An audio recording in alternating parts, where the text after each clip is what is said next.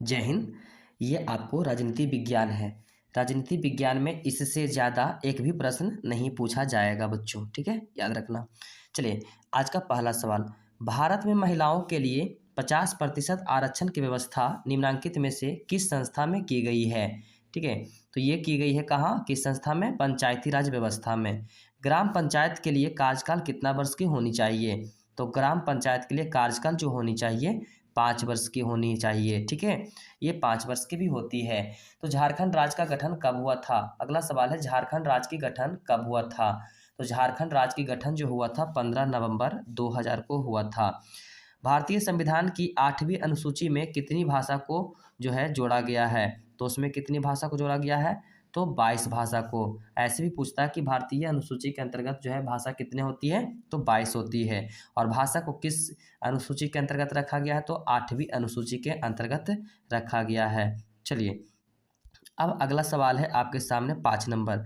5 number सवाल में पूछा जा रहा है कि भारत में किस प्रकार की शासन प्रणाली है? तो भारत में जो है किस प्रकार की शासन प्रणाली है? संघीय और संसदीय। ऑप्शन नंबर बी होगा। भारत में पहला नगर निगम कहाँ बना? तो भारत में पहला नगर निगम जो बना है मद्रास यानी कि चेन्नई में बना है, ठीक है, इसका आंसर बी हो जाएगा। भारत में मतदाता होने की न्यूनतम आयु है? तो भारत में मतदाता होने की न्यूनतम आयु कितना है? कम से कम अगर मतदाता है तो जो है आपका आयु 17 वर्ष होनी चाहिए। भारत में मतदाता होने की न्यूनतम आयु कितना होनी चाहिए? 17 वर्ष होनी चाहिए, ठीक है, सॉरी इसका आंसर गलत है, 17 वर्ष नहीं होगा, 18 वर्ष होनी चाहिए। कितना वर्ष होना चाहिए बच्चों? 18 वर्ष होनी चाहिए, ठीक है। अगर आपको 18 वर्ष हो गया है तो आप वोट दे सकते हैं। अगला सवाल 8 नंबर, भारत में गणतांत्रिक संविधान को कब अंगीकार किया गया है? तो गणतांत्रिक जो है संविधान को अंगीकार जो किया गया है 26 जनवरी 1950 को। 26 जनवरी कब? 1950 को। चलिए, अगला सवाल है 9 नंबर। 9 नंबर आपके सामने है। 9 नंबर में है कि ग्राम कचहरी का प्रधान कौन होता है? तो ग्राम कचहरी का प्रधान कौन होता है बच्चों? सरपंच होते हैं। सरपंच साहब जो है ये कचहरी में बैठते हैं। कहाँ बैठते हैं? कचहरी में। वर्तमान में भारत में कितने केंद्र शासित प्रदेश है? तो 8 केंद्र शासित प्रदेश है, याद रखिएगा। कितने हैं? 8 है। पंचायती राज संस्थाओं को संवैधानिक दर्जा किस संविधान संशोधन से प्राप्त हुआ था? तो 11 का आंसर हो जाएगा 73वां संविधान संशोधन से जो है प्राप्त हुआ था। भारत में किस राज्य में सर्वप्रथम पंचायती राज की शुरुआत हुई थी? तो भारत में किस राज्य में सर्वप्रथम पंचायती राज की शुरुआत हुई थी? इसका आंसर हो जाएगा राजस्थान में हुआ था। किस राज्य में हुआ था? राजस्थान में हुआ था। निम्नलिखित में से कौन केंद्र शासित प्रदेश है? तो इसमें से बताना है, 4 ऑप्शन दिया गया है, केंद्र शासित प्रदेश को पहचान के बताना है। तो इसका आंसर हो जाएगा आपको चंडीगढ़, है ना। चंडीगढ़ जो है केंद्र शासित प्रदेश है। चलिए, अगला सवाल है 14 नंबर। 14 नंबर सवाल में पूछा जा रहा है कि संघ सरकार का उदाहरण है ना। ये आप जो है इतना ध्यान में रखिएगा कि कल वाला एग्जाम में हो सकता है आपसे पूछ सकता है कि संघ सरकार का उदाहरण है। तो संघ सरकार का उदाहरण कौन है? अमेरिका है, ठीक है। अब चलते हैं अगले सेट में। अगला सेट है आपको लोकतंत्र का प्राण किसे कहा जाता है ना। अगला सेट में पूछा जा रहा है कि लोकतंत्र का प्राण जो है किसे कहा जाता है? तो इसका आंसर हो जाएगा बच्चों, याद रखना, याद भी करते चलना, ऑप्शन नंबर ए, राजनीतिक दल को लोकतंत्र का प्राण कहा जाता है, ठीक है बच्चों। अगला सवाल है कि निम्नलिखित में से कौन राष्ट्रीय दल नहीं है? तो कौन राष्ट्रीय दल नहीं है इसके बारे में पूछा जा रहा है, ठीक है। तो इसका राष्ट्रीय दल कौन नहीं है? ऑप्शन नंबर इसका हो जाएगा भारतीय जनता दल, है ना। पार्टी होती है ना, इसमें दल दिया है, ये गलत है, ये दल होता नहीं है कोई, है ना। अगला सवाल है 3 नंबर में, लोक जनशक्ति पार्टी का चुनाव चिन्ह क्या है? तो लोक जनशक्ति पार्टी का चुनाव चिन्ह जो है बंगला छाप है, ठीक है। सूचना का अधिकार संबंधी कानून कब लागू किया गया था? तो ये भी आप जो है याद रखना, ये भी हो सकता है तो कल आपसे पूछ देगा, बहुत बार पूछा गया इस क्वेश्चन को। तो 4 नंबर का जवाब क्या हो जाएगा? 2005 में। सूचना का अधिकार जो है कानून कब लागू किया था? 2005 में। गठबंधन की सरकार बनाने के लिए किस प्रकार की दलीय व्यवस्था की जरूरत पड़ती है ना? तो ये जो है बहुदलीय व्यवस्था की जरूरत पड़ती है। नंबर 6 में आइए। नंबर 6 है आपके सामने। 6 नंबर प्रश्न है बच्चों कि भारतीय जनता पार्टी के प्रथम अध्यक्ष कौन थे? तो भारतीय जनता पार्टी के प्रथम अध्यक्ष कौन थे? इसका आंसर हो जाएगा अटल बिहारी वाजपेयी। ठीक है, अटल बिहारी वाजपेयी। भारत में राष्ट्रीय आपातकाल की घोषणा कब हुई थी? तो भारत में राष्ट्रीय आपातकाल की जो घोषणा हुई थी 1975 में हुई थी। ठीक है, उसके बाद है बांग्लादेश, है ना? बांग्लादेश कब स्वतंत्र हुआ? तो बांग्लादेश जो है स्वतंत्र हुआ था, कब हुआ था? इसका आंसर 1871 में स्वतंत्र हो गया था बांग्लादेश। बिहार में संपूर्ण क्रांति का नेतृत्व निम्नलिखित में से किसने किया? तो संपूर्ण क्रांति का नेतृत्व किसने किया था? इसका आंसर हो जाएगा जयप्रकाश नारायण ने किया था। संपूर्ण क्रांति किसने दिया था? जयप्रकाश नारायण ने दिया था। चलिए आगे बढ़िए। अगला सवाल है 10 नंबर। 10 नंबर सवाल में आपसे पूछा जा रहा है कि भारत में 1977 के आम चुनाव, है ना, आम चुनाव लोकसभा चुनाव में किस पार्टी को बहुमत मिला था? तो किस पार्टी को बहुमत मिला था? तो ये था जनता पार्टी को बहुमत मिला था, है ना?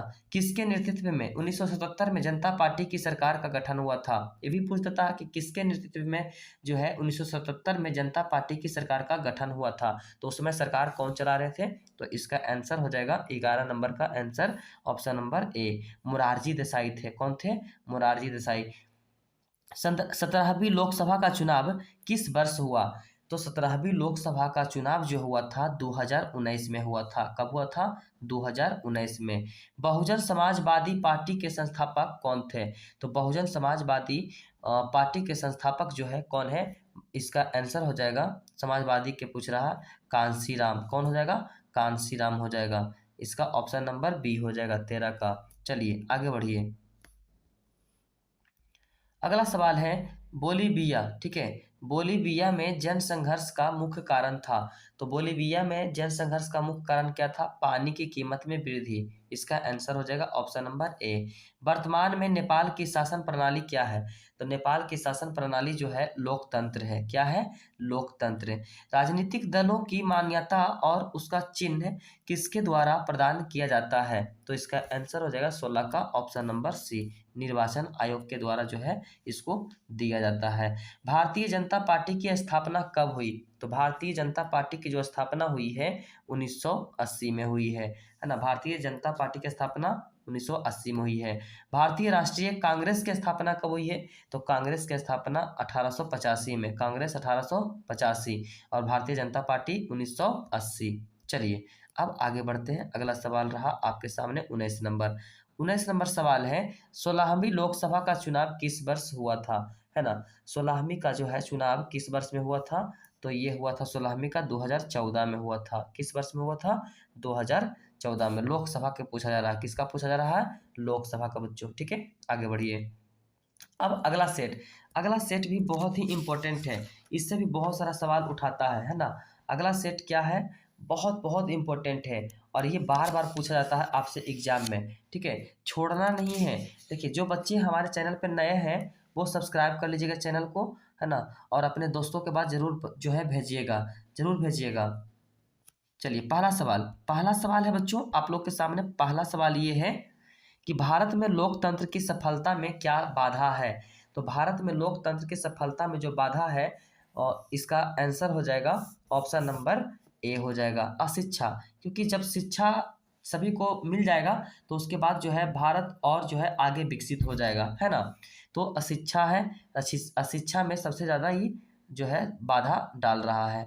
15वीं लोकसभा में महिलाओं की भागीदारी थी। तो 15वीं लोकसभा में महिलाओं की भागीदारी कितनी थी? 10.86% थी। ठीक है, अगला सवाल, धर्म को राजनीतिक से अलग नहीं किया जा सकता है। धर्म को राजनीतिक से अलग नहीं किया जा सकता, यह किसने कहा था? ठीक है, इसका आंसर हो जाएगा, यह कहा था महात्मा गांधी ने कहा था कि धर्म को राजनीति से अलग नहीं कर सकते हैं आप, है ना? महात्मा गांधी ने कहा था। लोकतंत्र की सफलता के लिए कौन सी स्थिति सबसे आवश्यक है? तो 4 का आंसर हो जाएगा मजबूत जनमत, है ना? मजबूत जनमत। आप जो है जनता को जो है मजबूत रखिए, उसके बाद में लोकतंत्र में सफलता पाइए। ठीक है, अब आगे बढ़िए। अगला सवाल है 15 नंबर, है ना। 15 नंबर में सवाल है कि 15वीं लोकसभा चुनाव से पूर्व लोकसभा में महिलाओं की भागीदारी कितनी थी। 15वीं लोकसभा चुनाव से पूर्व 15वीं लोकसभा चुनाव से पूर्व लोकसभा में महिलाओं की भागीदारी कितनी थी, ऐसा पूछा जा रहा है। तो 10%। कितना था? 10% था। इसका उत्तर हो जाएगा ऑप्शन नंबर ए हो जाएगा। चलिए अब अगला सवाल है 5 नंबर से उठाए हैं। सवाल है आपको कि भारतीय योजना आयोग के प्रथम अध्यक्ष कौन थे, है ना। तो ये पूछा जा रहा है कि योजना आयोग के प्रथम अध्यक्ष कौन थे, तो इसका आंसर हो जाएगा बच्चों, याद रखिएगा, योजना आयोग के जो प्रथम अध्यक्ष थे option number C Pandit Jawaharlal Nehru थे। अगला सवाल है अर्थव्यवस्था के किस क्षेत्र से हरित क्रांति संबंधित है। तो किससे संबंधित हरित क्रांति है? प्राथमिक क्षेत्र से संबंधित है। ऑप्शन नंबर ए हो जाएगा। बिहार राज्य है, तो बिहार राज्य क्या है? तो बिहार राज्य है कृषि प्रधान राज्य है। बिहार कृषि प्रधान राज्य है। ऑप्शन नंबर डी हो जाएगा। चलिए अब अगला सवाल 8 नंबर सवाल जो है VVI है, अच्छे से याद कर लीजिएगा। 8 नंबर वाले को अच्छा से याद कर लीजिएगा। कह रहा कौन प्राथमिक क्षेत्र से संबंधित है। तो प्राथमिक क्षेत्र से संबंधित कौन है बच्चों? इसका आंसर हो जाएगा कृषि क्षेत्र जो है प्राथमिक क्षेत्र से संबंधित है। अगला सवाल निम्न में से किस राज्य को पिछड़ा राज्य कहा गया है। तो किसको पिछड़ा राज्य कहा गया है? बिहार को। ठीक है। निम्नलिखित में कौन बीमारू राज्य है। तो बीमारू राज्य कौन है बच्चों? 10 का उत्तर हो जाएगा आपको बीमारू राज्य कौन है। तो इसका उत्तर हो जाएगा 10 का बिहार हो जाएगा। ठीक है, ऐसे याद रखिएगा। बी से बिहार है ना, इसी में छुपा हुआ है बीमारू, ध्यान दीजिएगा बीमारू। बी से बिहार है ना, म से मध्य प्रदेश, ठीक है, और र से राजस्थान और रू से ऊ से उड़ीसा। ये सब बीमारू राज्य है। ठीक है, चलिए आगे बढ़िए। अगला सवाल है, इसी प्रकार से सवाल है कि कौन बीमारू राज्य है।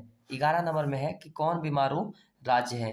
तो ये है जगह बिहार, मध्य प्रदेश, उड़ीसा। अब एक ट्रिक बताएं, इनमें से सभी हो जाएगा। ऑप्शन नंबर डी हो जाएगा। योजना आयोग को भंग कर कौन सा आयोग बना? अभी हाल फिलहाल में बना है। ठीक है, तो कौन सा आयोग बना है? तो नीति आयोग बना है। 12 का आंसर ए हो जाएगा। राष्ट्रीय विकास परिषद का गठन कब हुआ था? तो राष्ट्रीय विकास परिषद का जो गठन हुआ था 1952 में हुआ था। 13 का आंसर हो जाएगा ऑप्शन नंबर सी हो जाएगा। आगे बढ़िए। 14 नंबर सवाल है कि जिस देश की राष्ट्रीय आय प्रति व्यक्ति आय अधिक होती है वह देश क्या कहलाता है? तो वह देश जो है विकसित हो जाएगा। अगर आपको प्रति व्यक्ति आय सबसे अधिक दिखने लगेगा तो वो विकसित देश कहलाता है। देश में कितने विशेष आर्थिक क्षेत्र विकसित है? तो इसका आंसर हो जाएगा 15 का बी हो जाएगा, 7 हो जाएगा। 7 जो है देश में विशेष आर्थिक क्षेत्र विकसित है। 16 नंबर, भारत में नीति आयोग की स्थापना कब हुई? अभी अभी जस्ट बताएं, नीति आयोग जो है योजना आयोग को भंग करके लाया गया है। कौन लाया गया है? नीति आयोग लाया गया है ना। तो इसकी स्थापना कब हुई? तो 16 का आंसर हो जाएगा बच्चों 1 जनवरी 2015 में नीति आयोग को लाया गया है ना। और नीति आयोग के अध्यक्ष कौन होते हैं? तो भारत के प्रधानमंत्री होते हैं। ठीक है बच्चों। अब अगला सवाल भी यही है। सवाल इसको ऐंठ दिया, ऐंठ के कैसे पूछ दिया कि कौन बीमारू राज्य नहीं है ना। तो इसमें से छांट दीजिए ऑप्शन से, कौन नहीं है? कर्नाटक नहीं होगा, है ना। किस क्षेत्र को द्वितीयक क्षेत्र कहा जाता है? तो किस क्षेत्र को द्वितीयक क्षेत्र कहा जाता है? तो उद्योग को। ठीक है, कृषि प्रथम क्षेत्र होता है, उद्योग द्वितीयक क्षेत्र होता है और सेवा तृतीयक क्षेत्र होता है। तो इसका आंसर क्या हो जाएगा बच्चों? याद रखना, इसका आंसर हो जाएगा उद्योग जो है द्वितीयक क्षेत्र है। 19 नंबर सवाल में पूछ रहा है कि निम्न में से कौन से देश में मिश्रित अर्थव्यवस्था है? तो मिश्रित अर्थव्यवस्था कौन सा देश है? तो ये भारत हो जाएगा। भारत मिश्रित अर्थव्यवस्था देश है। 20 नंबर सवाल, भारत में सेवा क्षेत्र को सामान्यतः कितने भागों में बांटा गया है? तो सेवा क्षेत्र को जो है 2 भागों में बांटा गया है। ऑप्शन नंबर ए हो जाएगा। प्राथमिक क्षेत्र में कौन सी आर्थिक क्रिया शामिल किया गया है? तो प्राथमिक क्षेत्र में कौन हो जाएगा? इसका आंसर हो जाएगा, प्राथमिक क्षेत्र में पूछ रहा है कि कौन सी आर्थिक क्रिया शामिल की गई है। तो कृषि हो जाएगा, खनन हो जाएगा, पशुपालन हो जाएगा, ये सभी हो जाएगा। 21 का आंसर ऑप्शन नंबर क्या हो जाएगा? डी हो जाएगा। इनमें से सभी हो जाएगा। अब चलिए 22 नंबर में, 22 नंबर का सवाल है 2011 की जनगणना के अनुसार भारत की आबादी कितनी थी? तो 2011 के अनुसार भारत की आबादी जो था 121 करोड़, है ना, 121 करोड़ था भारत की आबादी था। ठीक है। समाजवादी अर्थव्यवस्था का गुण, तो समाजवादी अर्थव्यवस्था का गुण क्या है? सामाजिक कल्याण होगा। ऑप्शन नंबर सी हो जाएगा। 24 में आइए, 24 नंबर सवाल है आपके सामने। ब्रंटलैंड आयोग संबंधित है, किससे संबंधित है? ब्रंटलैंड ये संबंधित है सतत विकास से। किससे है? सतत विकास से। चलिए 25 नंबर में आइए, 25 नंबर सवाल है आपके सामने। प्रथम राष्ट्रीय मानव विकास रिपोर्ट किस प्रधानमंत्री के कार्यकाल में जारी किया गया है? तो इसका आंसर हो जाएगा अटल बिहारी वाजपेयी। अटल बिहारी वाजपेयी के जो है राष्ट्रीय मानव विकास था उस समय, तो उसी समय जो है रिपोर्ट जो है जारी किया गया है। ये प्रधानमंत्री थे, क्या थे? प्रधानमंत्री थे। कौन थे? अटल बिहारी वाजपेयी। किसने कहा मुद्रा वह है जो मुद्रा का कार्य करती है ना? किसने कहा था कि मुद्रा वह है जो मुद्रा का कार्य करती है? किसने कहा था? इसका आंसर क्या हो जाएगा बच्चों? देखिए बहुत ही शानदार प्रश्न है। ये किसने कहा था? कोलबर्न ने कहा था, या नैप ने कहा था, या सेलिगमैन ने कहा था, है ना, समझ रहे हैं ना, या हार्टले विदर्स ने कहा था। तो ये जो कहा था इसका उत्तर हो जाएगा ऑप्शन नंबर डी हो जाएगा, हार्टले विदर्स हो जाएगा। कौन हो जाएगा? हार्टले विदर्स हो जाएगा। चलिए अगला सवाल है, दूसरा नंबर सवाल है कि मनुष्य के आर्थिक जीवन में सबसे अधिक महत्वपूर्ण जो है क्या था? इसका महत्वपूर्ण क्या होता है? तो दो का आंसर हो जाएगा ऑप्शन नंबर बी, मुद्रा। सभी को चाहिए पैसा, ठीक है, सभी को क्या चाहिए? पैसा। हम लोग जो है पैसा नहीं बोलते तो क्या बोलते हैं? मुद्रा बोलते हैं। क्या बोलते हैं बच्चों? मुद्रा बोलते हैं, है ना, क्योंकि हम लोग को भारत का मुद्रा क्या है? रुपया है। चलिए आगे बढ़िए। इनमें से कौन सा मुद्रा एक आधुनिक रूप नहीं है? तो इसके बारे में पूछा जा रहा है। तो इसका उत्तर क्या हो जाएगा बच्चों? इसका उत्तर हो जाएगा कि सोने के सॉरी इसका उत्तर हो जाएगा जमा। ठीक है, जमा जो है एक मुद्रा एक आधुनिक रूप में नहीं होती है। चौथा, आजकल मुद्रा का कौन सा रूप अधिक प्रचलन में है? तो मुद्रा का कौन सा रूप जो है अधिक प्रचलन में है? इसका उत्तर हो जाएगा पत्र मुद्रा। इसका आंसर क्या हो जाएगा? पत्र मुद्रा। चलिए साख का अर्थ क्या होता है? साख का अर्थ, तो साख का अर्थ होता है विश्वास करना, ठीक है, ऋण लौटाने की क्षमता होना चाहिए। तो ए और बी दोनों हो जाएगा, ठीक है, ए और बी दोनों हो जाएगा। ऑप्शन नंबर सी हो जाएगा, 5 का ऑप्शन नंबर सी हो जाएगा। देखिए अब हमसे आप ऋण लेते हैं, अब ऋण देंगे आपको कब? हम जब आपके ऊपर हमको विश्वास होगा, है ना। अब विश्वास नहीं रहेगा तो हम कर्ज दे सकते हैं आपको? नहीं दे सकते हैं ना। तो इसका आंसर ऑप्शन नंबर सी हो जाएगा। अब बढ़िए आगे। और 6 नंबर क्वेश्चन, 6 नंबर में कह रहा कि विनिमय का सर्वोत्तम माध्यम है। तो विनिमय का सर्वोत्तम माध्यम क्या है? ठीक है, तो इसका आंसर हो जाएगा सर्वोत्तम माध्यम माध्यम जो इसका है मुद्रा हो जाएगा। चलिए 7 नंबर में आइए, निम्न में से कौन शाख मुद्रा का उदाहरण है ना? तो शाख मुद्रा का उदाहरण कौन है? बैंक ड्राफ्ट है। ऑप्शन नंबर बी होगा। नंबर 8 में आइए, निम्न में से कौन प्लास्टिक मुद्रा है? तो प्लास्टिक मुद्रा कौन है? इसका आंसर हो जाएगा डेबिट कार्ड हो जाएगा। ऑप्शन नंबर सी हो जाएगा। रूस की मुद्रा क्या है? नंबर 9 में आइए, तो रूस की मुद्रा क्या है? इसका आंसर हो जाएगा रूस की मुद्रा जो है रूबल है। ठीक है, चलिए अब पूछा जा रहा है आपको स्वीडन की मुद्रा क्या है? स्वीडन की जो है मुद्रा क्या है? तो स्वीडन की मुद्रा जो है इसका क्रोना है। ठीक है, याद रखिएगा क्रोना है। कहाँ का? स्वीडन की मुद्रा है। ठीक है, अब अगला सवाल आपके सामने, सवाल पहला पहला सवाल रहा कि भारत की वित्तीय राजधानी किस शहर को कहा जाता है ना? पहले कहा जाता था, तो किस शहर को कहा जाता था?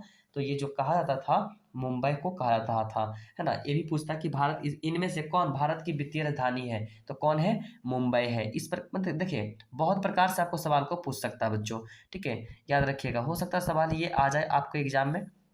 चलिए अगला सवाल है आपको कि भारत में करेंसी नोट कौन जारी करता है? तो भारत में करेंसी नोट जो जारी करता है, ये जारी करता है कौन? Reserve bank of India, RBI. RBI जो है ये नोट को जारी करता है। चलिए अगला सवाल है, भारतीय मुद्रा बाजार में किस प्रकार के ऋण का लेन देन होता है? तो किस प्रकार के ऋण ऋण का लेन देन होता है? तो अल्पकाल। कौन होता है? अल्पकाल। चलिए अगला सवाल है 4 नंबर, निम्नलिखित में से कौन सा संसाधन भारत में मुद्रा जारी करने के लिए अधिकृत है? तो भारत में मुद्रा जारी करने के लिए अधिकृत बैंक कौन है? रिजर्व बैंक ऑफ इंडिया, यही है। ठीक है, यही है आरबीआई। ठीक है, इसको ना कभी कभी पूछ देता कि बैंकों का बैंक कौन है, तो बैंकों का बैंक यही है, आरबीआई है। ठीक है, रिजर्व बैंक ऑफ इंडिया की स्थापना कब होती है? तो रिजर्व बैंक ऑफ इंडिया की जो स्थापना हुई थी ये 1935 में हुई थी, याद रखिएगा। दीर्घकालीन ऋण प्रदान करने वाली संस्था कौन है? तो दीर्घकालीन ऋण प्रदान करने वाली संस्था जो है आपको भूमि विकास बैंक है। कौन है? भूमि विकास बैंक है। ये सबसे ज़्यादा लंबा दिन के लिए ऋण आपको प्रदान करती है, भूमि विकास बैंक, है ना। अगला सवाल है 7 नंबर। 7 नंबर सवाल में आपसे पूछा जा रहा है कि भारत का केंद्रीय बैंक है ना, भारत का केंद्रीय बैंक कौन है? तो अभी बताएं, रिजर्व बैंक ऑफ इंडिया। ठीक है, बैंकों का बैंक यही है और भारत का केंद्रीय बैंक भी यही है। ठीक है, वाणिज्यिक बैंकों का राष्ट्रीयकरण कब हुआ था? तो वाणिज्यिक बैंकों का जो राष्ट्रीयकरण हुआ था बच्चों, याद रखना, ये हुआ था 1969 में हुआ था, इसका राष्ट्रीयकरण हुआ था। ठीक है, अगला सवाल है कि इनमें से कौन सा संस्थागत वित्तीय संस्थान है? तो इसका उत्तर हो जाएगा व्यावसायिक बैंक हो जाएगा। कौन हो जाएगा? व्यावसायिक बैंक हो जाएगा। नोबेल पुरस्कार से सम्मानित बांग्लादेशी अर्थशास्त्री, तो नोबेल पुरस्कार से सम्मानित बांग्लादेशी अर्थशास्त्री कौन है? तो अर्थशास्त्री ये है प्रोफेसर मोहम्मद यूनिस, है ना, प्रोफेसर मोहम्मद यूनिस। ठीक है, अगला सवाल है 11 नंबर। भारत में कितने राष्ट्रीयकृत बैंक हैं? तो भारत में कितने राष्ट्रीयकृत बैंक हैं? 14 बैंक है। ठीक है, भारत में राष्ट्रीयकृत बैंकों की संख्या कितना है? 14। गैर संस्थागत वित्त प्रदान करने वाला सबसे लोकप्रिय साधन है, तो सबसे लोकप्रिय साधन कौन है? महाजन है। इसका उत्तर हो जाएगा ऑप्शन नंबर बी हो जाएगा।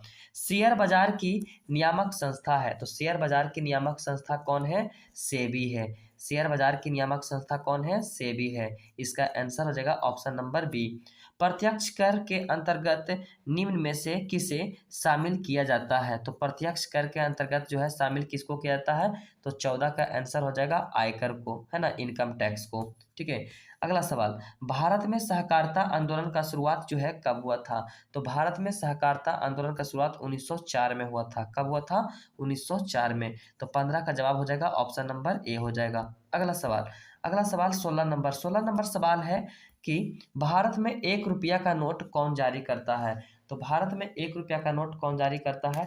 तो 16 का जवाब हो जाएगा वित्त विभाग करता है। ठीक है, वित्त विभाग जारी करता है। 1 रुपया का नोट जो है कौन करता है? वित्त विभाग करता है जारी। चलिए, अगला सवाल पहला सवाल है आपको आर्थिक विकास संबंधित है। तो आर्थिक विकास किससे संबंधित है? तो आर्थिक विकास संबंधित है परिणात्मक परिवर्तन से और गुणात्मक परिवर्तन से, तो इस दोनों हो जाएगा, ए और बी दोनों हो जाएगा।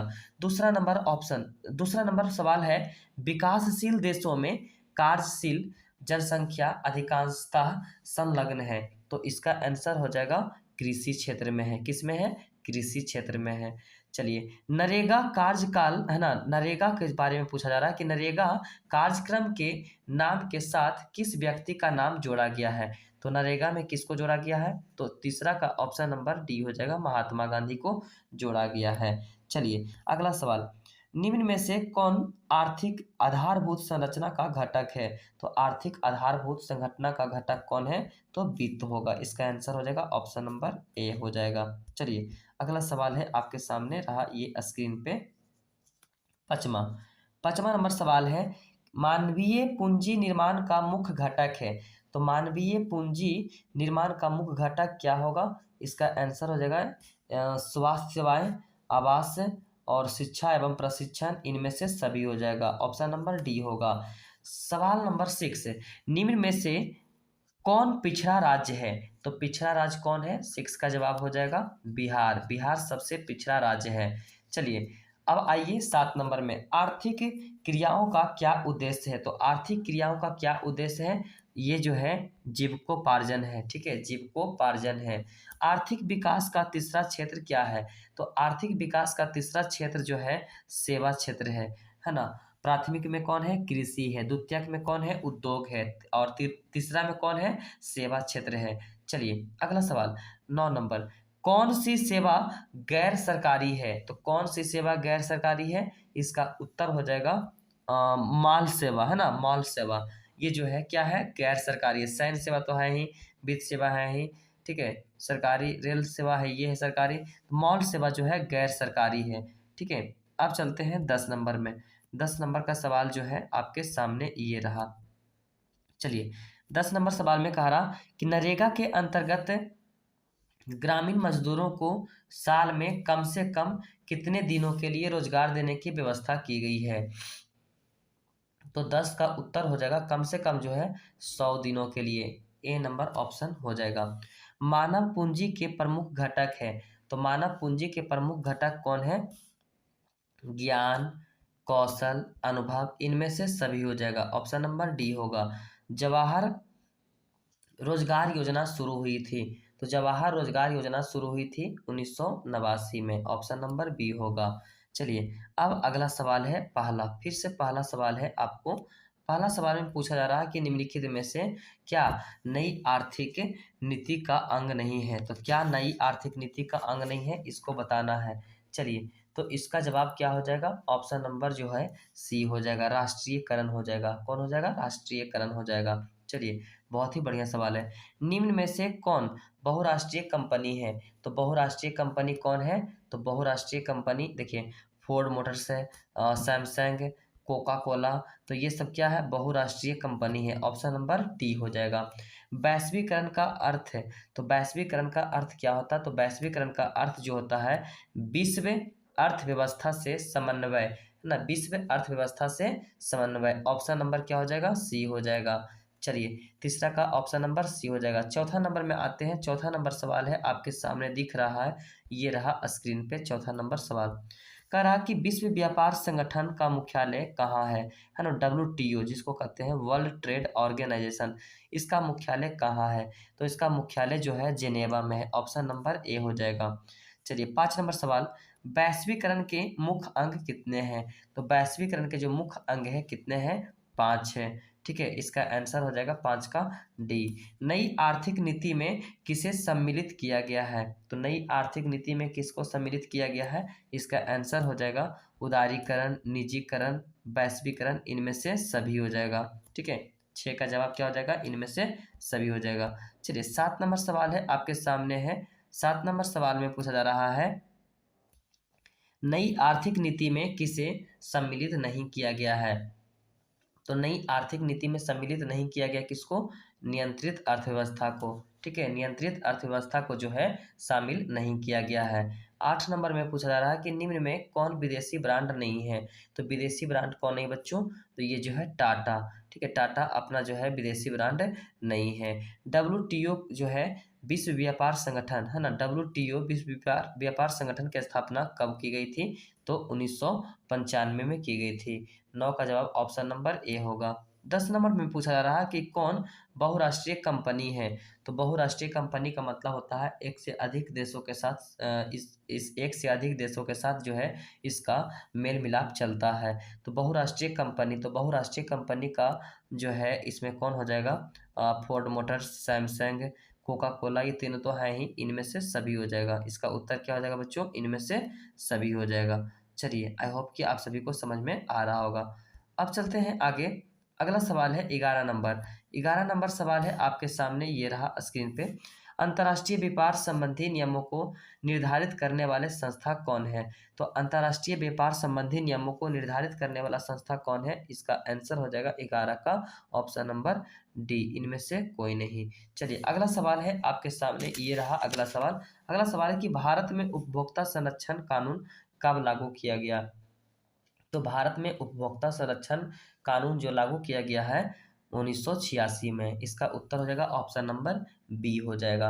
अब अगला सवाल है आपके सामने, खाद्य पदार्थों की शुद्धता की जांच के लिए किस मान्यता प्राप्त चिन्ह का होना आवश्यक है? ठीक है, तो खाद्य की शुद्धता को जो है पहचान करना है, तो खाद्य की शुद्धता के लिए पहचान करने के लिए एग मार्क का होना बहुत जरूरी है। इसका आंसर हो जाएगा 2 का एग मार्क हो जाएगा। चलिए अगला सवाल है कि उपभोक्ता अधिकार दिवस कब मनाया जाता है?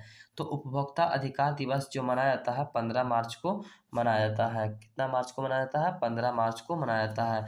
अगला सवाल, कृषि उत्पादकों के मानकीकरण के लिए किस मानक का प्रयोग जो है किया जाता है? तो ये कृषि उत्पादकों के लिए, तो कृषि उत्पादकों के लिए किस मानकों का प्रयोग किया जाता है? ऑप्शन नंबर 4 इसका जो है 4 नंबर, क्वेश्चन नंबर 4 का आंसर होगा 1 मार्क। 1 मार्क जो है कृषि उत्पाद के लिए ही है, फेमस है। ठीक है, चलिए बहुत अच्छा।